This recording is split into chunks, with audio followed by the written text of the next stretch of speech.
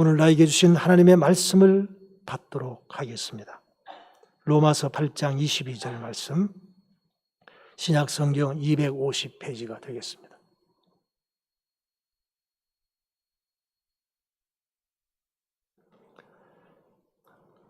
로마서 8장 22절 말씀, 한 목소리로 말씀을 봉독합니다.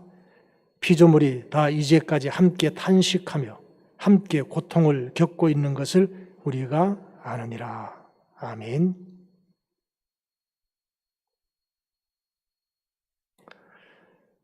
오늘 말씀을 통하여 하나님의 창조 세계의 제목입니다.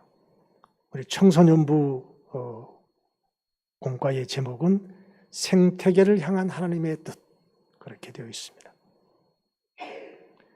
오늘 말씀의 배경은 로마서 8장 18절에서 30절까지의 말씀입니다. 중요하기 때문에 이 말씀을 오늘 한번 교독하도록 하겠습니다. 한 절씩 교독하겠습니다. 시작. 제가 먼저 말씀을 읽겠습니다. 생각하건대 현재의 고난은 장차 우리에게 나타날 영광과 비교할 수 없도다. 피조물이 고대하는 바는 하나님의 아들들이 나타나는 것이니 피조물이 허무한데 굴복하는 것은 자기 뜻이 아니요 오직 굴복하게 하시는 이로 말미암음이라. 그 바라는 것은 피조물도 썩어짐의 종노릇 한 데서 해방되어 하나님의 자녀들의 영광에 자유에 이르는 것이니라. 피조물이 다 이제까지 함께 탄식하며 함께 고통을 겪고 있는 것을 우리가 아느니라. 그뿐 아니라 또한 우리 곧 성령의 처음 익은 열매를 받은 우리까지도 속으로 탄식하여 양자 될 것 곧 우리 몸의 속량을 기다리느니라. 우리가 소망으로 구원을 얻었으며 보이는 소망이 소망이 아니니 보는 것을 누가 바라리요.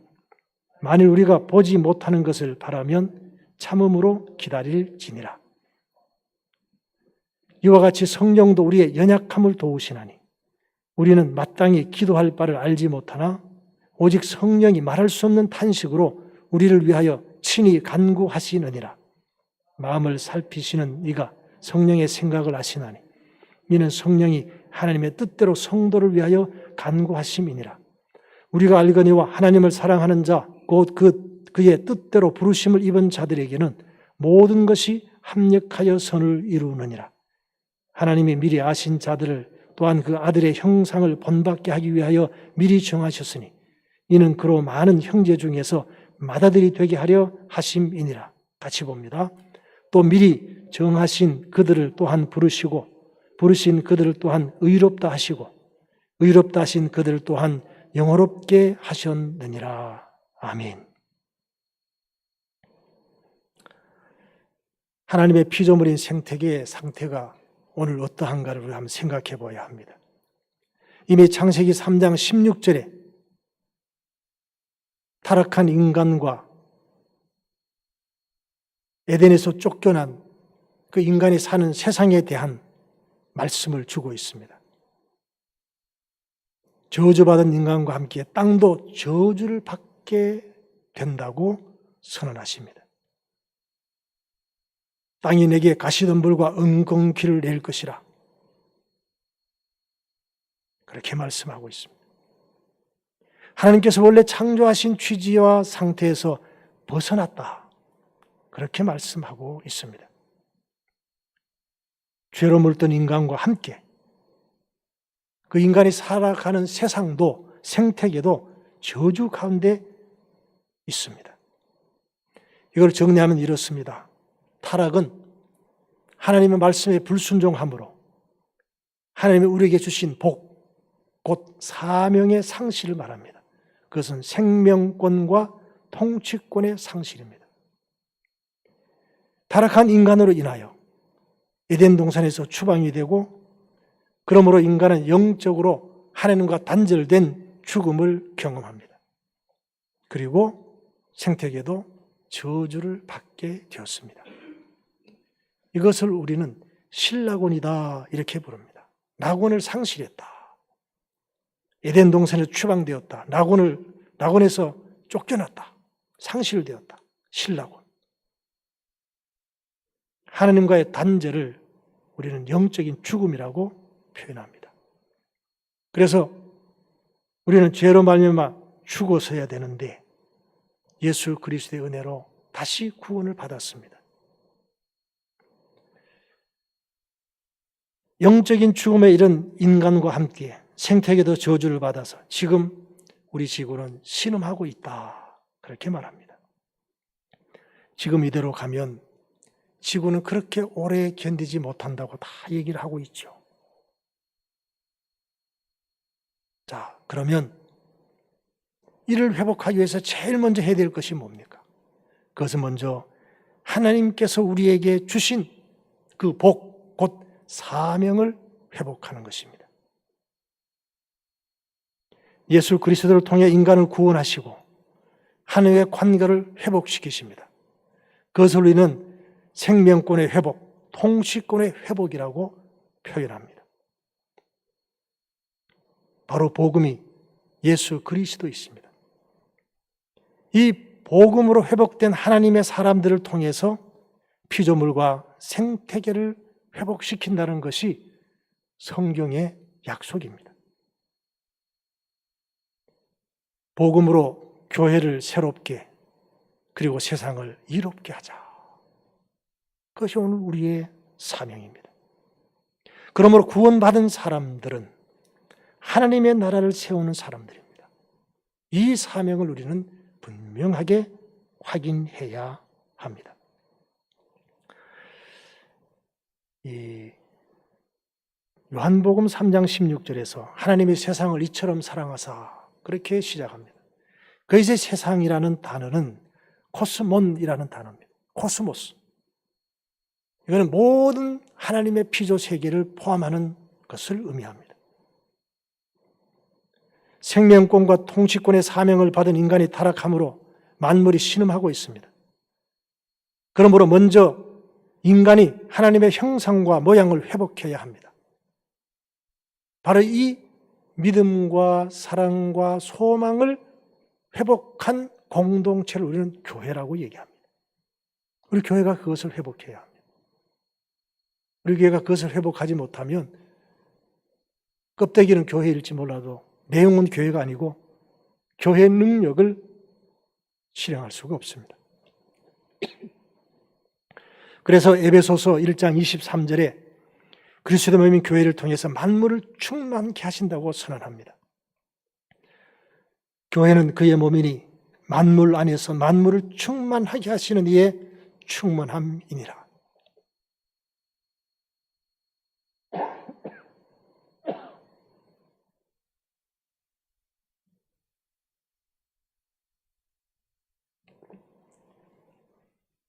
결국은 교회를 통해서 세상을 회복시키신다. 상실한 그 하나님의 이 에덴 동산의 그 아름다움을 우리를 통해서 회복시키신다. 그렇게 말씀합니다.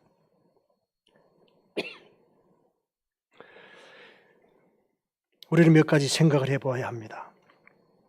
우리 자신이 창조하지 않은 것을 파괴할 권리가 우리에게 없음을 인정해야 합니다.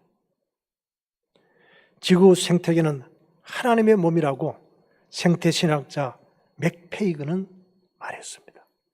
저도 이 주장에 공감을 합니다. 사람만 하나님의 몸이 아니라 하나님 만드신 세상도 하나님의 몸이다. 그러므로 그 하나님의 몸을 우리가 파괴하고 훼손하는 것은 매우 불경스러운 일이다. 그런 뜻입니다. 그러므로 인간과 생태계는 공생공사의 관계에 있어야 합니다. 상생하는 대상입니다. 이제 우리는 그것을 처절하게 경험하고 있습니다. 지금 이 코로나19도 생태학자들의 얘기를 들어보십시오. 우리가 자연을 파괴한 것의 결과라고 얘기합니다. 자연을 파괴하다 보니까 원래 이 코로나 바이러스는 박쥐에게 있는 거예요. 그런데 박쥐가 서식하는 이 자연을 파괴하다 보니까 이 박쥐가 자꾸 사람들 가까이 오는 거예요. 그래서 경로는 어떻게 되는지 아직까지도 오리무중이지만 그 바이러스가 사람에게 옮겨온 것이죠. 그러므로 생태계가 파괴되면 그리고 인간도 함께 파괴되는 것입니다. 이제 우리는 구체적으로 환경 오염을 줄이는 노력을 해야 합니다. 환경 오염을 줄이기 위해서 내가 할 수 있는 실천이 무엇일까를 생각해 봐야 합니다. 이제는 좀 더 구체적으로 이 일에 동참하는 것이 필요합니다. 저는 오늘 환경 보호에 구체적으로 참여하는 것을 신앙운동으로 명명하고 싶어요. 사람들에게 전도하고 그것만 신앙운동이 아니라 환경을 보호하는 것도 신앙운동입니다. 왜? 이 세상을 하나님이 창조하셨기 때문에 창조 세상을 보호하고 회복하는 것 곧 신앙운동입니다. 기후위기에 구체적으로 대응할 필요가 있습니다. 지금 탄소 중립 운동 그런 세계 대회를 얼마 전에 우리나라에서 했잖아요. 5월 말에 했죠. 그런데 한 걸음 더 나가서 탄소 제로 운동을 펼치는 사람도 있습니다. 탄소 중립이라고 하는 것은 배출한 만큼 다시 이게 회수하는 그런 의미죠. 더 이상 악화되지 않도록 하자는 것인데 이제는 더 회복시켜야 될 사명이 우리에게 있습니다. 지금 우리가 살고 있는 이 환경은 다음 세대가 살아가야 할 환경입니다. 다음 세대가 살아갈 수 있는 환경을 물려주어야 합니다. 지구를 살리는 구체적인 방법을 이렇게 소개합니다. 제가 빨리 한번 읽을 테니까 내가 할 수 있는 것 한번 찾아보십시오. 불필요한 조명 끄기, 가까운 거리는 걷거나 자전거 타기, 장바구니 사용하기, 꼭 필요한 것만 사기, 음식물 남기지 않기, 계단 이용하기, 천연세제 사용하기, 개인 컵 쓰기, 분리수거에 자녀 동참하기, 색소 음료 안 마시기, 에어컨 대신 선풍기 틀기, 물을 쓰고 수도꼭지를 꼭 잠그기, 장난감을 이웃과 바꾸기, 화학조미료 안 먹기, 이면지 쓰기, 손수건 쓰기, 요리할 때 냄비 뚜껑 덮기, 빨래 한 번에 모아하기, 목욕 대신 샤워하기, 식품 원산지 살피기, 고기보다 채소 많이 먹기, 냉장고 문 덜 열기, 제철 과일 먹기, 전원 플러그 뽑기, LED 전구로 바꾸기, 다림질 모아서 하기, 청구서 온라인으로 받기, 지구 환경의 날 알리기. 이거는 금년 지구 환경의 날에 실천 과제로 제시한 것을 제가 소개하는 겁니다. 지구 환경의 날이 현충일 바로 전날이더라고요. 6월 5일. 이걸 보면서 제가 이 중에 한 두세 개만 빼고는 다 바로 할 수가 있겠더라고요. 우리가 그렇게 한번 실천하는 게 필요합니다. 환경부에서 만든 자료를 잠깐 소개하겠습니다. 쓰레기 배출에 음식물류가 28.7%래요. 종이류가 22%, 금속 및 유리가 11.3%, 기타가 38%입니다. 우리나라 사람 1인당 하루에 0.289kg을 배출한다고 합니다. 다른 나라와 비교해보니까 스웨덴은 0.086kg, 프랑스는 0.16kg, 우리나라는 0.28kg. 스웨덴 같은 경우는 아주 적게 배출합니다. 하루 13,000톤, 1년에 500만 톤을 배출한다. 500만 톤.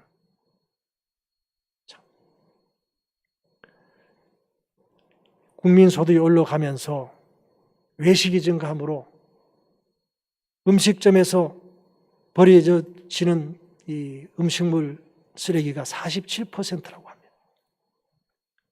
너무 푸짐한 상차림을 하다가 버리는 것이 또 30%. 이런 음식물 쓰레기로 인해서 에너지 낭비, 온실가스가 배출이 되고 수거 처리 과정에서 악취가 발생하고 고농도 폐수로 수질 오염이 발생한다고 합니다. 이것을 경제적인 가치로 따지면 1년에 약 20조 원을 버리는 겁니다. 처리 비용만 8천억 원이 든다고 합니다. 우리가 이런 노력을 하게 되면 4인 가족 기준으로 1년에 소나무 30그루를 심는 것과 같은 효과를 얻을 수 있다. 에너지를 저감하는데 냉장고 3.3개월 사용할 수 있는 에너지를 절약한다. TV는 5, 6개월 쓸 수 있는 에너지가 절약이 된다. 그런 얘기입니다. 우리 전 국민이 이런 노력을 하게 되면 3억 6천만 그루의 나무를 심는 효과를 얻을 수 있다. 에너지를 우리가 이렇게 절감하는 데 참여하게 되면 20리터 보일러유 226만 드럼을 절약할 수 있다는 거예요. 그러니까 음식물 쓰레기만 제대로 버리지 않고 잘 해도 이렇게 많은 효과가 있다는 거죠. 또 한 가지, 이 우유팩을 버리게 되면 썩는데 5년이 걸리고 나무젓가락은 20년 걸리고 일회용 비닐봉투는 500년 이상 걸린다고 합니다. 플라스틱 병도 마찬가지입니다. 그러므로 우리가 이런 것을 가능하면 사용하지 말자. 우리나라 일회용 종이컵 사용량이 61억 개라고 합니다. 일회용 비닐봉투 사용은 220억 장이라고 합니다. 우리가 이거 줄이면 많은 기여를 하게 된다는 것이죠. 개인 컵을 사용하고 텀블러 다 아시죠? 교회 올 때도 텀블러 가지고 오시는 분이 계세요. 정말 잘하시는 겁니다. 화장실에서 개인 손수건을 사용하자. 저도 종이 타월을 사용했는데 제가 이 준비하면서 손수건을 사용해야 되겠구나. 제가 손수건을 사용할 때는 종이 타월이 없는 곳에 가서 손수건을 사용해요. 없으니까. 그런데 이제는 있어도 손수건을 사용해야 되겠구나. 그런 생각을 하게 되었습니다. 환경부에서 실시하는 환경보호 캠페인 영상이 많이 있습니다. 그중에 대중교통 이용하기 영상을 소개합니다. 온실가스의 주범이 이산화탄소이고 이 이산화탄소 배출은 승용차가 한 대당 연간 1톤의 이산화탄소를 배출한다. 그러므로 대중교통을 이용하면 이 이산화탄소를 많이 줄일 수 있다. 그런 얘기입니다. 그래서 교통카드 한 장이면 다 됩니다. 사실 이 영상을 보여드리고 싶은데 이 영상을 보여드리면 오늘 주일 예배 이 실황이 유튜브에 올라가면요, 이 저작권에 또 걸려요. 사실 환경부에서 하는 거는 공익이기 때문에 상관이 없지만 이 유튜브에서 저작권을 검사하는 사람, 그것은 사람이 아니라 인공지능이 하거든요. 그러다 보니까 미리 올라와 있는 거하고 같은 게 나오면 딱 이게 제재를 가합니다. 그래서 요거는 제가 오늘 이따가 저녁에 제가 보내드리겠습니다. 링크를 해드릴 테니까 꼭 한번 보시기를 바랍니다. 이 대중교통을 이용하는 것이 얼마나 중요한가 하는 겁니다. 저도 서울에서 회의 있을 때 요즘은 거의 대중교통을 이용합니다. 아마 10번이면 9번은 대중교통 이용할 것입니다. 할 수만 있으면 대중교통을 이용하자. 대중교통 이용하니까 시간은 조금 더 걸리는데, 아니, 시간도 더 걸리는 게 아니에요. 차 가지고 가면, 길 막히고 가면 훨씬 시간도 더 많이 걸려요. 제 시간에 도착할 수가 있고 편하고 좋은 것이 훨씬 더 많습니다. 우리가 이렇게 환경을 보호하는 것을 신앙적으로 승화시켜야 합니다. 이것이 바로 복음입니다. 복음은 뭡니까? 복된 소식입니다. 세상을 향해서 복된 소식이 뭐냐? 오늘 말씀의 주제로 하면 신음하고 있는 이 지구를, 환경을 우리가 회복하자는 것입니다.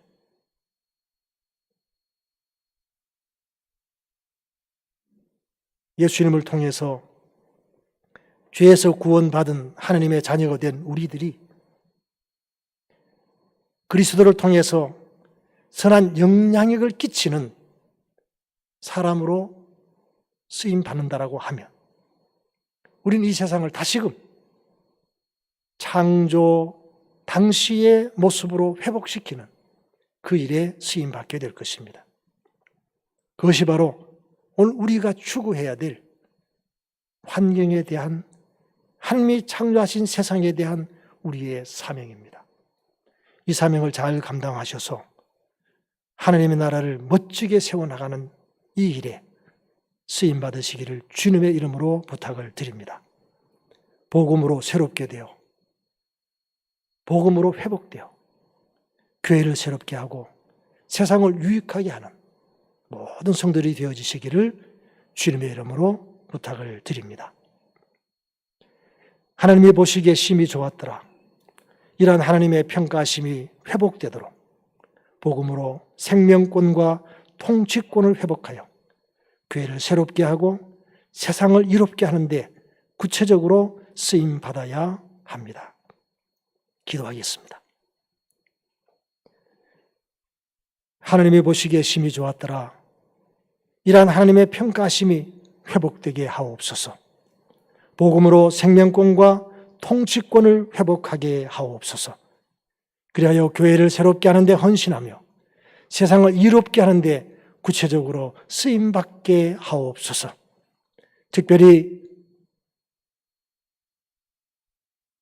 신음하고 있는 이 지구 공동체를 회복하는 일에 저희들이 구체적으로 참여하여 그것을 신앙운동으로 승환시켜 이 세상을 우리 다음 세대들에게 잘 물려줄 수 있도록 우리에게 믿음과 용기를 허락하여 주옵소서. 예수님의 이름으로 간절히 축복하며 기도하옵나이다. 아멘.